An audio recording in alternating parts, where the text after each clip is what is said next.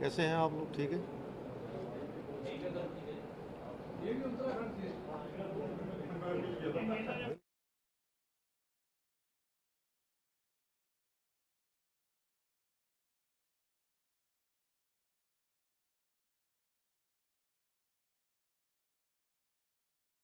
हाँ, तो सभी मीडिया के बंधुओं को बहुत बहुत धन्यवाद और नमस्कार।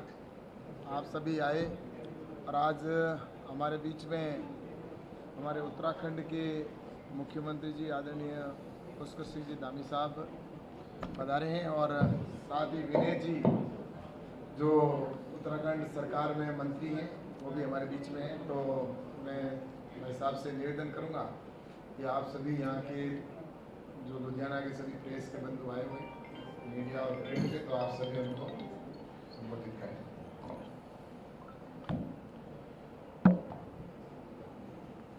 धन्यवाद माननीय मंत्री कृषि भारत सरकार आदरणीय कैलाश चौधरी जी और मेरे सहयोगी श्री विनय रोहला जी एवं यहाँ पर लुधियाना के सभी हमारे मीडिया के सभी मित्र, हमारे पत्रकार मित्र, छायाकार बंधु, मैं सबसे पहले तो आप सबका देवभूमि उत्तराखंड के मुख्य सेवक के नाते आप सबका मैं स्वागत करता हूँ।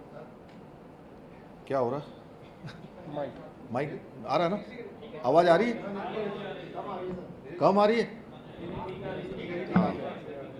मुख्य सेवक के नाते आप सबका मैं, उत्तराखंड देवभूमि के मुख्य सेवक के नाते आप सबका मैं अपनी ओर से स्वागत करता हूँ, अभिनंदन करता हूँ।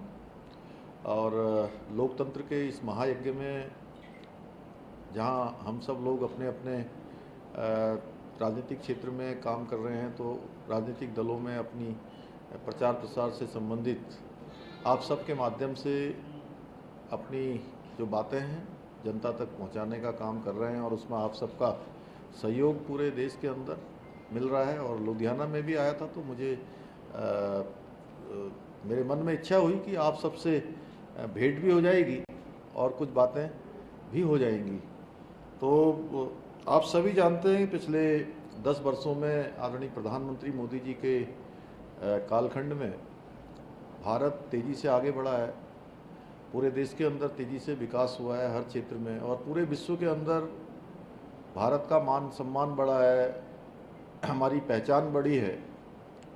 और देश में हो या विदेशों में हो, हर भारतीय इससे गौरवान्वित हुआ है जो पिछले 10 वर्षों का कालखंड था।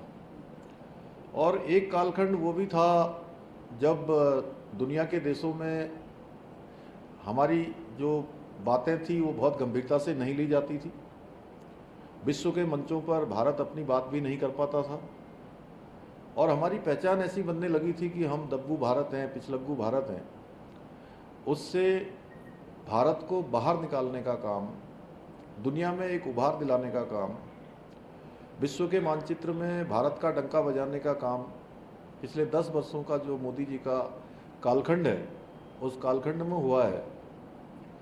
और इसके पीछे एक बड़ी तपस्या है कि 10 वर्षों के कालखंड में एक दिन भी आदरणीय प्रधानमंत्री मोदी जी ने विश्राम नहीं किया है।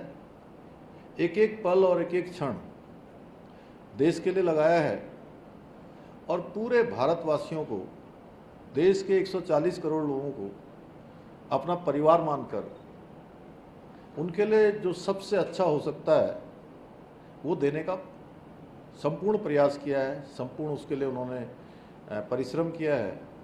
और अगर मैं पंजाब की बात करूं तो पंजाब के अंदर भी 2 लाख करोड़ से भी ज़्यादा की योजनाएं यहाँ के लिए दी हैं, जिसमें कई ग्रीनफील्ड हाईवे हैं, आरओबी हैं, ओवरब्रिज हैं, एक्सप्रेस वे हैं। इन पर तेज़ी से काम हुआ है, तेज़ी से विकास आगे बढ़ा है। पंजाब को एम्स की भी सौगात दी गई है। जो 60 सालों में इतना बड़ा पंजाब, जो देश को खाद्यान्न का हो या देश को रक्षा के क्षेत्र में हो, या हमारे अगर हम सिख गुरुओं की बात करें तो उन्होंने धर्म की रक्षा के लिए, हमारी संस्कृति की रक्षा के लिए अपने प्राणों की आहुति दी, लेकिन धर्म को बचाने का काम किया। तो 60 वर्षों में कांग्रेस का शासनकाल देश के अंदर रहा और एक एम्स नहीं खुल पाया। वहीं अफ़गानिस्तान में जब उथल पुथल हुई तो अफ़गानिस्तान से अगस्त 2021 में सिख धर्म के पवित्र गुरु ग्रंथ साहब की 3 ऐतिहासिक प्रतियों को अफ़गानिस्तान से पूरे सम्मान के साथ भारत में लाया गया। वहीं हमारे 10वें गुरु गोविंद सिंह जी का 350वां हो या 355वां हो, उनकी जो प्रकाश पर्व पूरे भारत में और दुनिया में विभिन्न हिस्सों में बहुत ही भव्यता के साथ मनाया गया और पूरे देश को उसमें सम्मिलित किया गया। इसके साथ साथ अमृतसर में स्वर्ण मंदिर में 2020 में विदेशी अंशदान अधिनियम FCRA के तहत भी मान्यता दी गई, जिससे कि दुनिया के जितनी भी संगत है अपने सर्वोपरि तीर्थ स्थल स्वर्ण मंदिर के रखरखाव और विकास में सीधे जो धनराशि वो दे सकते हैं, अपना योगदान कर सकते हैं। इसके साथ साथ हम सब जानते हैं करतारपुर साहब दर्शन करने के लिए दूरबीन से दर्शन करने पड़ते थे और लंबा कालखंड बीत गया, कभी किसी ने इस ओर ध्यान नहीं दिया कि इतना हमारा पवित्र स्थल करतारपुर साहब, वहाँ करतारपुर साहब कॉरिडोर का निर्माण करवाया और आज जितने भी हमारे श्रद्धालु हैं वो सारे के सारे गुरु नानक देव की पुण्य धरा पर जाकर उनके दर्शन कर रहे हैं, आशीर्वाद प्राप्त कर रहे हैं।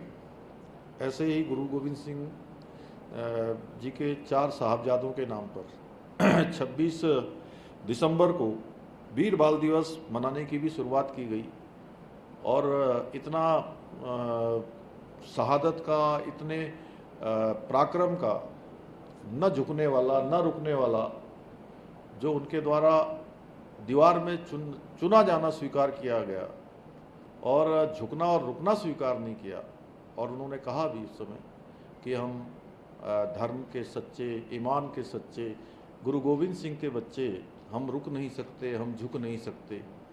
तो उनका इतिहास पूरे भारत को और पूरी दुनिया के सामने आज लाया गया है। निश्चित रूप से ये हमारी जो भावी पीढ़ी है उस पीढ़ी के लिए भी बहुत बड़ा एक प्रेरणा का कारण बनेगा कि किस प्रकार से हमारे गुरुओं ने धर्म के लिए अपने प्राणों का बलिदान किया है। और वहीं आज दूसरी तरफ अगर हम बात करें तो जो विपक्ष है वो केवल और केवल तुष्टीकरण की राजनीति कर रहा है। कांग्रेस और आम आदमी पार्टी जैसी पार्टियां एक दूसरे को, एक खास वोट बैंक को फायदा पहुंचाने के लिए बहुसंख्यक आबादी के साथ नाइंसाफ करना चाहती हैं। कांग्रेस ने कर्नाटका में रातों रात एक वर्ग विशेष के लोगों को अन्य पिछड़ा वर्ग का आरक्षण दे दिया, अन्य पिछड़ा वर्ग में सम्मिलित कर दिया। आपने देखा होगा ये संविधान की मूल भावना के विपरीत है। और पश्चिम बंगाल के कल 2 दिन पहले बंगाल हाईकोर्ट ने, कलकत्ता हाईकोर्ट ने एक निर्णय दिया है, जो 10% वहाँ पर आरक्षण दिया जा रहा था एक वर्ग विशेष के लोगों को, उसको रोक दिया है। तो ममता बनर्जी उसको भी चुनौती देने का काम कर रही है। इनके गठबंधन में जितने भी लोग हैं, लालू प्रसाद यादव जी, वो खुलेआम कहते हैं कि एक वर्ग विशेष के लोगों को आरक्षण दिया जाना चाहिए।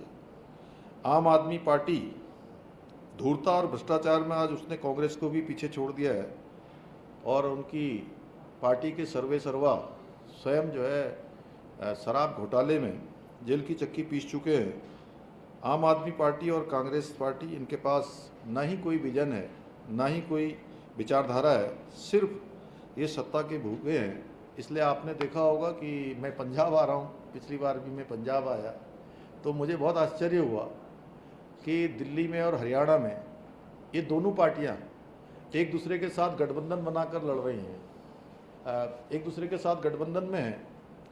और पंजाब में ये अलग अलग चुनाव के मैदान में हैं, यानी कि एक दूसरे को भी ठगने का काम दोनों पार्टियां कर रही हैं, जब आपस में ही लोगों को ठग रहे हैं तो जनता को ये किस तरीके से इनका क्या विचार होगा जनता के लिए, स्वयं जनता समझ रही है। इसलिए पूरे देश में अनेक अनेक स्थानों पर, अनेक अनेक राज्यों में मैं इस पूरे लोकतंत्र के महायज्ञ में गया हूँ।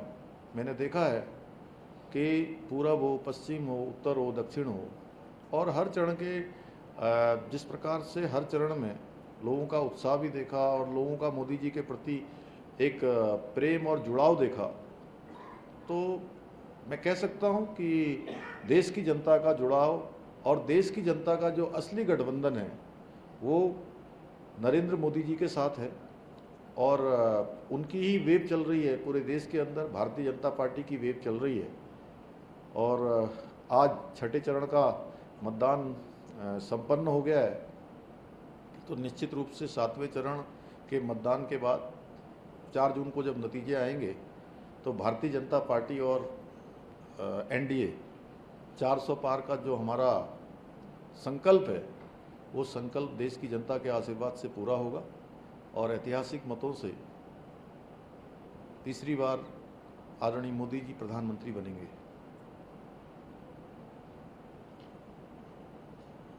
हो गया।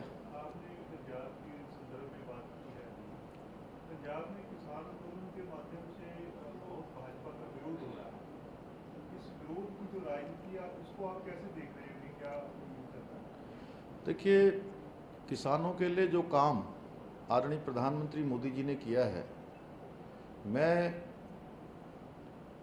मानता हूं कि पूरे आज़ाद भारत के इतिहास में किसानों की आय को दुगना करना हो, किसानों को किसान समृद्धि योजना से लेकर किसान सम्मान निधि हो या किसान सॉइल हेल्थ कार्ड हो, किसानों की आय दुगनी करनी हो, हॉर्टिकल्चर के प्रोग्राम हो, पशुपालन हो, मत्स्य पालन हो, हर क्षेत्र में जो काम आदरणीय मोदी जी ने किया है, मैं समझता हूँ कि अगर किसान अपनी आत्मा में हाथ रखेंगे, जो विरोध भी कर रहे हैं वह भी कहेंगे कि ठीक है, कहीं पर कुछ किसी से प्रेरित होकर विरोध कर सकते हैं, लेकिन आम किसान, देश का किसान, मैं हरियाणा में भी गया हूँ, मैंने अन्य स्थानों पर भी देखा है, और अधिकांश किसान आज भाजपा के साथ हैं, मोदी जी के साथ हैं।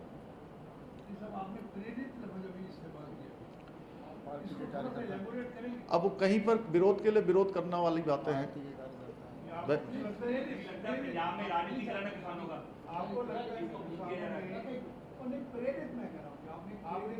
मैंने कहा कि अब उसको देखिए, ऐसा है, वो आप लोग भी समझते हैं, है ना, और उसको मैं भी भोला हूँ, उत्तराखंड से आया हूँ मैं।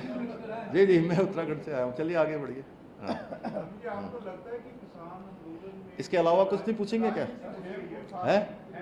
आज हेमकुंड साहब के दरबार खुल गए हैं, कपाट खुल गए हैं, और हमारे प्रधानमंत्री जी ने हेमकुंड साहब जाने वालों के लिए ऐसा काम कर दिया है जो आज़ाद भारत के इतिहास में कभी किसी ने नहीं सोचा। हेमकुंड गोविंद घाट से हेमकुंड साहब, जो अत्यंत ही कठिन रास्ता है, और जो बुजुर्ग लोग हैं या शारीरिक रूप से कमज़ोर हैं, उनको काफ़ी परेशानियों का सामना करना पड़ता था, वो यात्रा उनके लिए कठिन होती थी। अब वहाँ पर रोपवे का काम शुरू हो रहा है, शिलान्यास आदरणीय प्रधानमंत्री जी ने कर दिया है, तो ये यात्रा उन लोगों के लिए बहुत ही आसान हो जाएगी, और जो कई दिनों की यात्रा थी, कुछ ही घंटों में वो यात्रा पूरी हो जाएगी। निश्चित रूप से ये बहुत बड़ा काम हुआ है, और आज से हेमकुंड साहब के कपाट भी खुल गए हैं। इस बार ये है कि यात्रा में बहुत अत्यधिक श्रद्धालु शुरुआत के दिनों में आए थे, और आप लोग ये भी प्रश्न पूछ सकते हैं कि भाई शुरू में क्या यात्रा व्यवस्था हुई है, तो मैं खुद ही बता देता हूँ, क्योंकि ये प्रश्न सब जगह होता है मेरे से अभी आजकल। तो 12 दिनों में, पिछले 12 दिनों की यात्रा का 12 दिन में यात्रा ने सारे कीर्तिमान पुछले तोड़ दिए।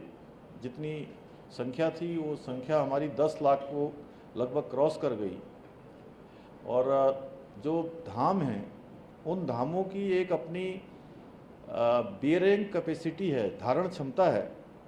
उस धारण क्षमता से ज़्यादा लोग आ जाते हैं, तो निश्चित रूप से, चूँकि ये यात्रा कोई मैदानी क्षेत्र की यात्रा भी नहीं है, वो अत्यंत ही कठिन यात्रा भी है। केदारनाथ की यात्रा लगभग 18 से 20 किलोमीटर की पैदल यात्रा है और चढ़ाई की यात्रा है। इसी प्रकार से यमुनोत्री की यात्रा भी अत्यधिक कठिन है।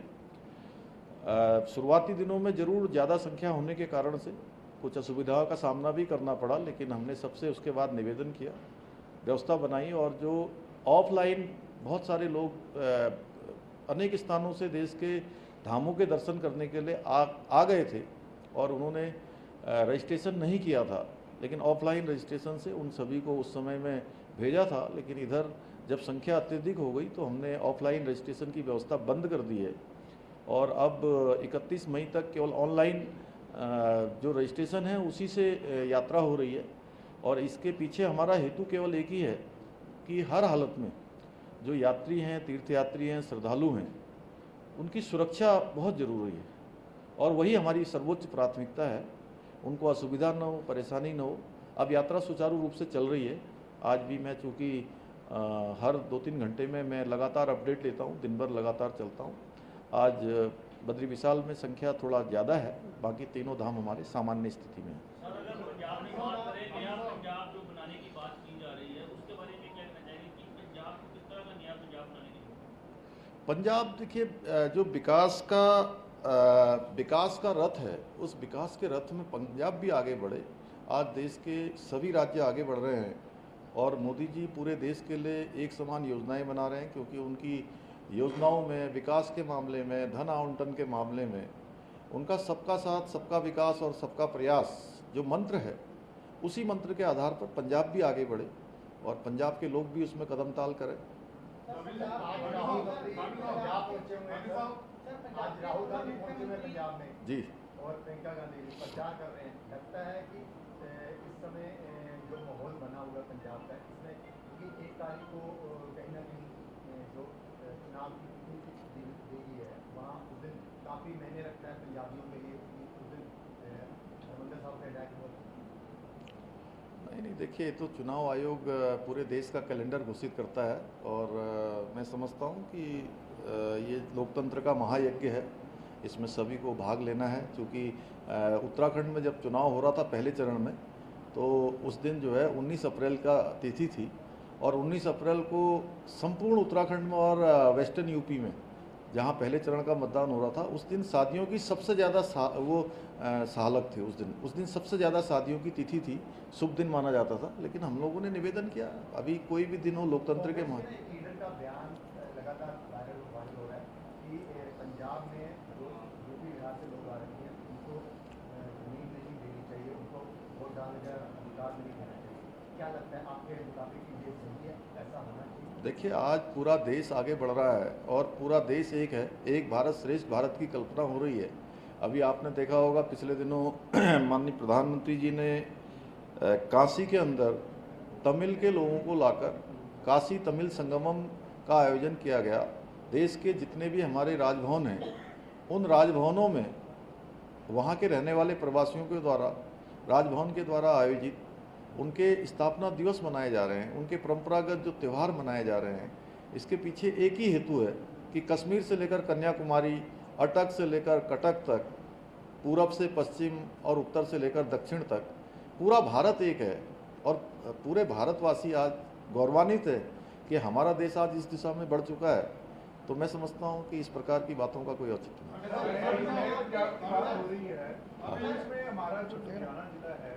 अब आपने एक बार पूछ लिया, आप दूसरा वो पूछ लें।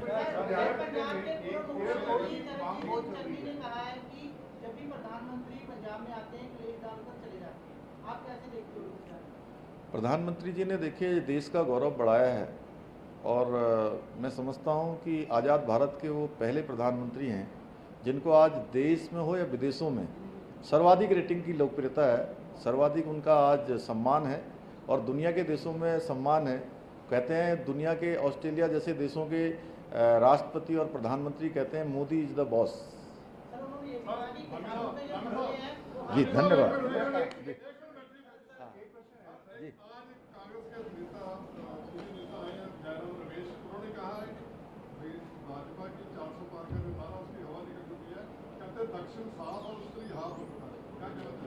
देखिए, मैं आपको बता सकता हूँ, आपका क्या शुभ नाम है भाई साहब?